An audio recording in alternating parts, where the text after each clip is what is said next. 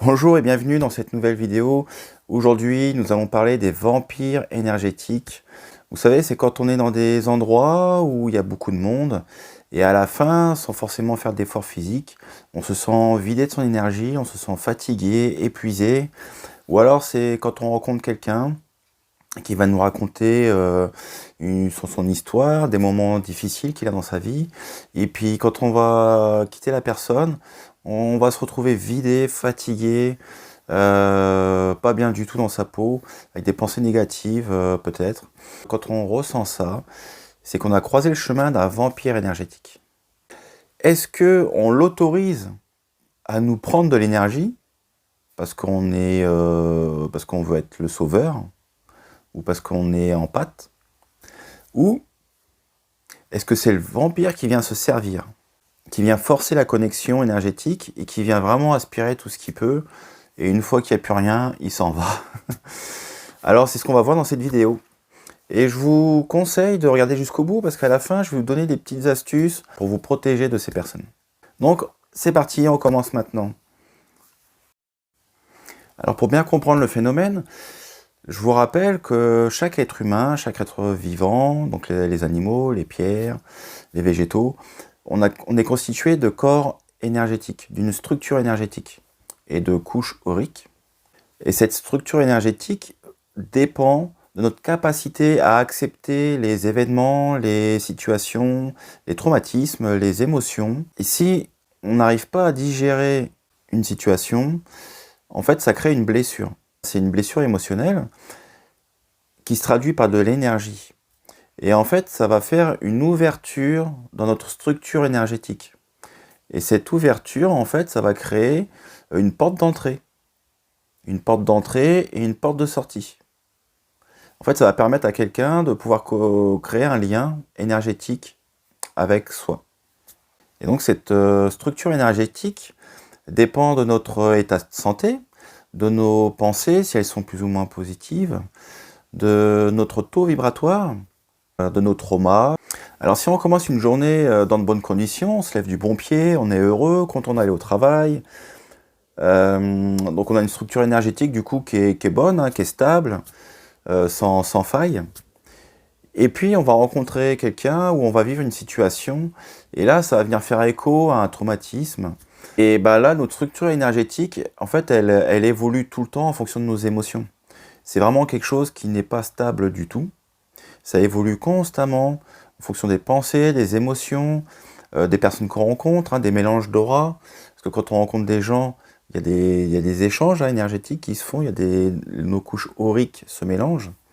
Et en fonction des énergies environnantes, ça a un impact sur notre structure énergétique. C'est pour ça que souvent on dit vaut mieux côtoyer des personnes qui vibrent haut plutôt que des personnes qui vibrent bas. Parce qu'en général, soit ça nous tire vers le haut, si c'est des personnes qui vibrent haut, soit on est tiré vers le bas, si c'est des personnes qui vibrent bas. Donc notre environnement va influencer notre structure énergétique. Et quand on va vivre un événement qui va faire écho à un traumatisme, là, il y a des failles qui vont se créer dans la structure énergétique. Si une personne vient se confier à vous, vous raconte ses difficultés, vous êtes quelqu'un de gentil, de serviable, et naturellement vous vous projetez dans sa situation. Et comme le cerveau ne fait pas la différence entre ce qui est imaginé et ce qui est réel, et ben là vous déclenchez des émotions. Vous déclenchez des sentiments, votre ego va commencer à se mettre en sécurité, parce qu'il va avoir l'impression que vous vivez l'événement, le même événement que la personne vous décrit. Donc une fois qu'il y a des failles, que vous discutez avec une personne qui aime déposer ses bagages, qui aime aller voir les personnes qui écoutent, les personnes en pâte, parce que du coup, la personne sait qu'elle va pouvoir déposer ses bagages. Donc elle vient avec ses bagages, elle les dépose, elle est contente. Et là, il y a un transfert d'énergie qui se fait. Toute son énergie négative, elle vous la donne. Et vous, comme il y a une faille, ça vient directement dans la faille. Et voilà. La personne, elle est tranquille, elle s'est déchargée et elle s'en va, elle est plus légère. Vous êtes alourdi. Et bien sûr, la personne qui est plus légère ça va durer qu'un temps parce que ces problèmes sont toujours là. Sa structure énergétique, elle n'a pas évolué, elle n'a pas compris, elle a juste déchargé ponctuellement un mal-être, déchargé des émotions négatives. Donc petit à petit, ces pensées vont revenir, les émotions vont revenir, ça va se réaccumuler et ça va de nouveau la plomber. Et donc la personne qui est en pâte, elle va se retrouver avec ce bagage-là, et elle, ça va la suivre, pareil, quelques jours, le temps qu'elle arrive à évacuer ça, et à de nouveau avoir ses propres pensées. En fait, il faut qu'elle arrive à se détacher de la situation de l'autre. En tout cas, elle a passé une période, un laps de temps, où ça va pas du tout. Ouais. Et donc l'autre cas, quand on est dans la foule, là, on n'est pas forcément obligé de discuter avec des personnes, on peut passer juste à côté, mais il y a des échanges énergétiques qui se font, il y a des personnes qui ont cette capacité-là. Pareil, c'est inconscient ou consciemment. Je pense que c'est des choses qu'ils ont développées dans des vies antérieures, mais ils ont une intention inconsciente ou pas de venir prendre les énergies des autres. Et donc quand on passe à côté, on se fait voler de l'énergie. Et là, pareil, on met du temps à retrouver, à recréer cette énergie. Donc une fois que le lien énergétique est créé, donc il y a deux personnes qui interagissent ou non, mais en tout cas, il y a une faille chez l'un et une volonté de prendre l'énergie chez l'autre. Donc, quand ça résonne, paf, il y a un lien énergétique qui se crée. Une fois que le lien, c'est comme un fil internet, hein, il y a une connexion et ça pompe, ça pompe, ça pompe. Ça télécharge. Et en fait, ça peut télécharger jusqu'à ce que la personne qui se fait vider de son énergie, ça peut créer des douleurs, ça crée du coup de la fatigue, hein, instantanément. Et ça peut même aller jusqu'au malaise, on peut même tomber dans les pommes, donc ça peut vraiment aller très très très loin. Et ça peut être dangereux parce qu'une fois qu'on est vraiment vidé, asséché, il n'y a plus personne, il faut réanimer la personne, quoi. Alors heureusement, les cas de malaise, ça n'arrive pas tout le temps, c'est assez rare même. Moi personnellement, je l'ai vécu lors d'un soin. En fait, je faisais un soin à une personne, c'était dans mes débuts. J'avais le syndrome du sauveur qui était assez fort à cette époque. En fait, je recevais une personne qui ne voulait pas guérir et du coup qui n'acceptait pas l'énergie que je lui transmettais.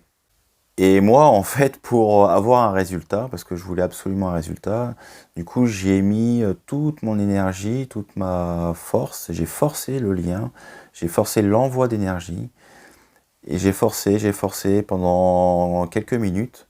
Et à un moment donné, sans comprendre ce qui m'arrivait, je commençais à plus me sentir bien, à avoir la tête qui tournait, et j'ai arrêté la séance parce que j'étais à deux doigts de tomber dans les pommes.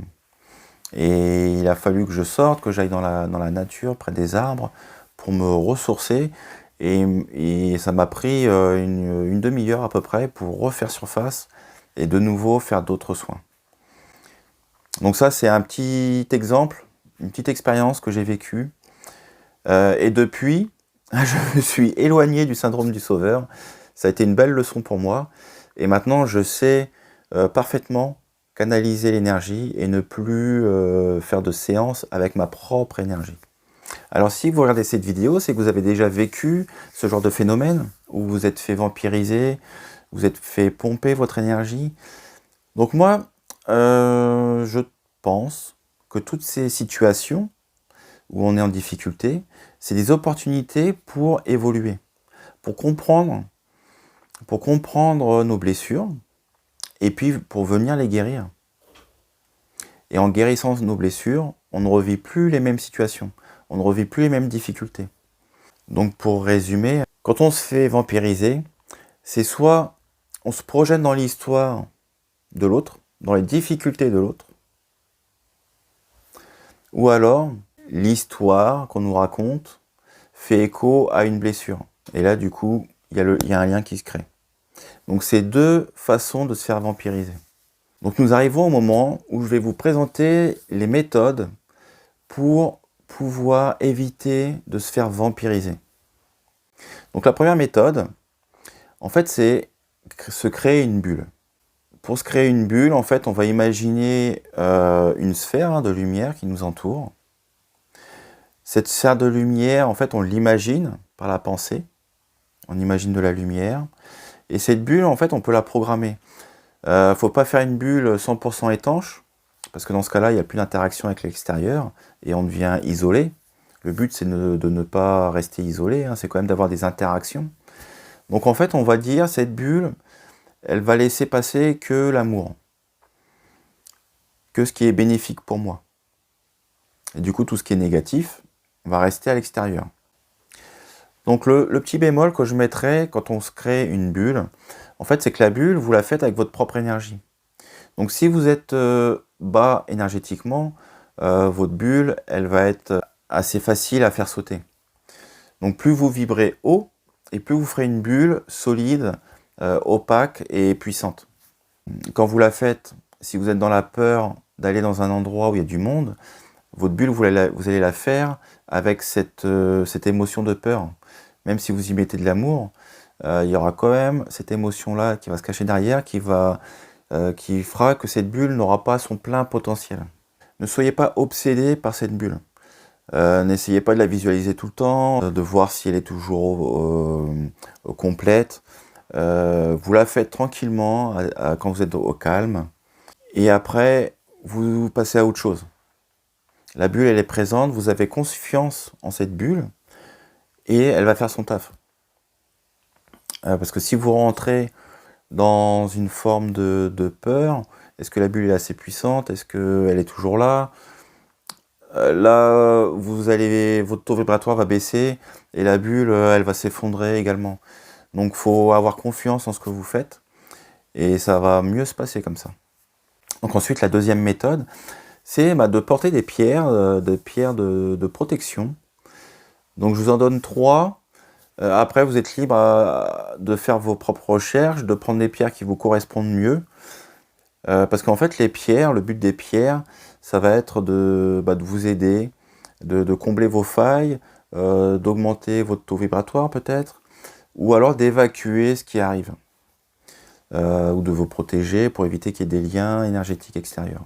Donc j'en ai retenu 3. La première, qui est très connue, c'est la labradorite. En fait, elle est aussi appelée pierre des thérapeutes, parce qu'en fait, son fonctionnement, elle va attirer tout ce qui est négatif. Donc si vous portez une labradorite sur vous, c'est pour ça aussi que c'est intéressant pour les thérapeutes, parce que quand quelqu'un vient avec ses bagages, et la labradorite va absorber ces bagages. Et c'est pas vous qui allez les prendre, c'est la pierre qui va stocker toutes ces énergies négatives. Donc l'inconvénient, c'est que la pierre, elle se charge du coup vite, elle se remplit vite d'énergie négative, donc il faut la laver régulièrement, la recharger régulièrement. Sinon, elle devient laiteuse, elle est moins efficace, en fait elle devient saturée, hein, donc elle ne peut plus absorber l'énergie négative. Et après, elle peut même fissurer, elle peut même se casser. Donc la deuxième pierre, c'est la tourmaline noire. Donc elle, c'est une pierre d'ancrage. Elle va vous aider à être ancré au sol. Et elle va aussi absorber les énergies négatives et elle va les évacuer dans le sol.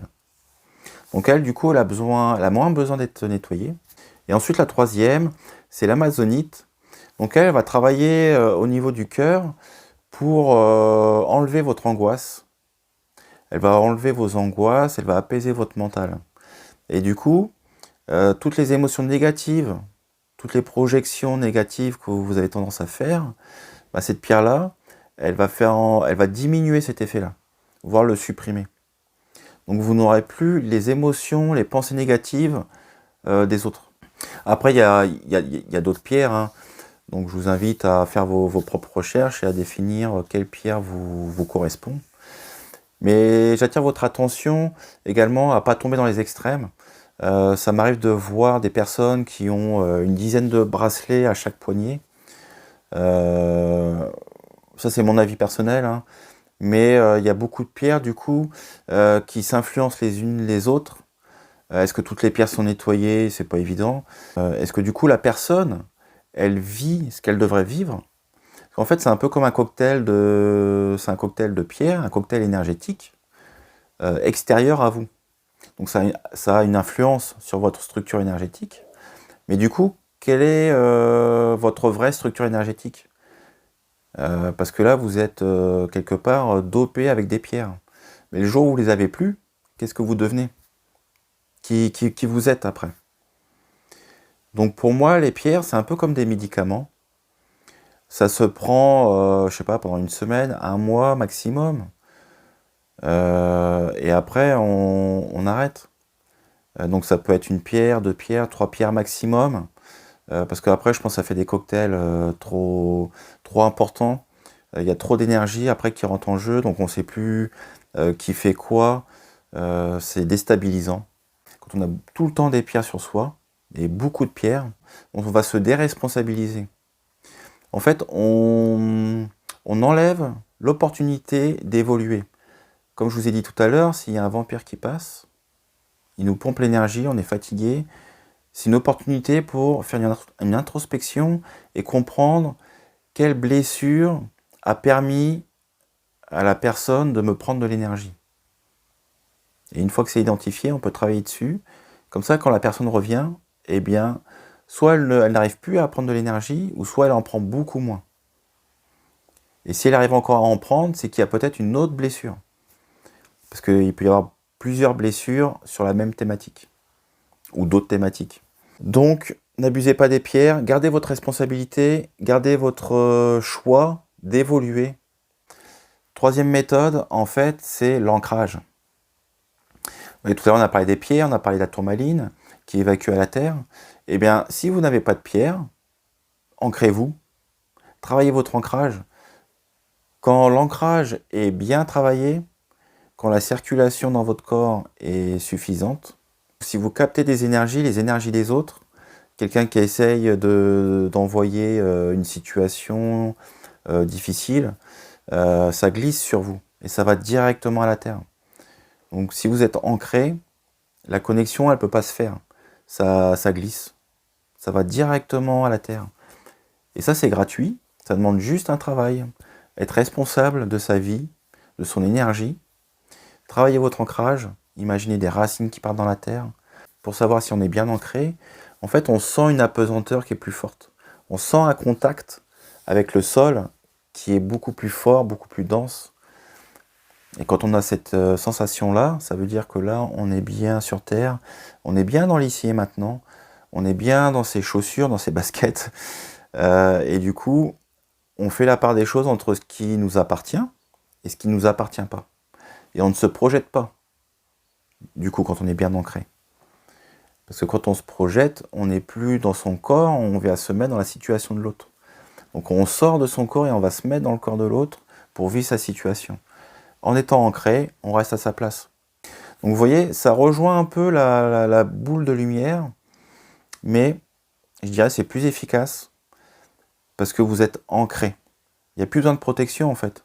C'est le système, votre système énergétique qui sait gérer les agressions, j'allais dire, mais en tout cas les tentatives de connexion. C'est votre structure énergétique qui est du coup bien ancrée et qui l'évacue directement. Donc ça commence à être une protection top. Et enfin, on arrive à la dernière méthode, dernière astuce. En fait, c'est de travailler, comme je vous l'ai déjà dit tout à l'heure, c'est de travailler sur ses blessures. Plus on travaille sur ses blessures, plus on referme les failles énergétiques. Moins on est sensible aux histoires des autres, plus on va être ancré, plus l'énergie va circuler dans notre corps librement, et plus rien ne nous atteint après. Ça ne veut pas dire qu'on n'est plus empathe. On peut être empathe. On va comprendre les histoires des autres. On va comprendre comment elles le vivent, quelles émotions elles peuvent avoir. Mais ça glisse. On les voit, on les comprend, c'est évacué. Ça ne vient pas se stocker dans notre structure énergétique. Ça glisse tout seul. Donc une fois que vous avez fait ce travail, il n'y a plus besoin de pierres, plus besoin de bulles. L'ancrage, il faut toujours le faire. Mais c'est encore plus puissant que l'ancrage. Et pour faire vos nettoyages, je vous propose de vous accompagner. Ça peut être au cabinet, ça peut être en visio. Contactez-moi si vous voulez de l'aide.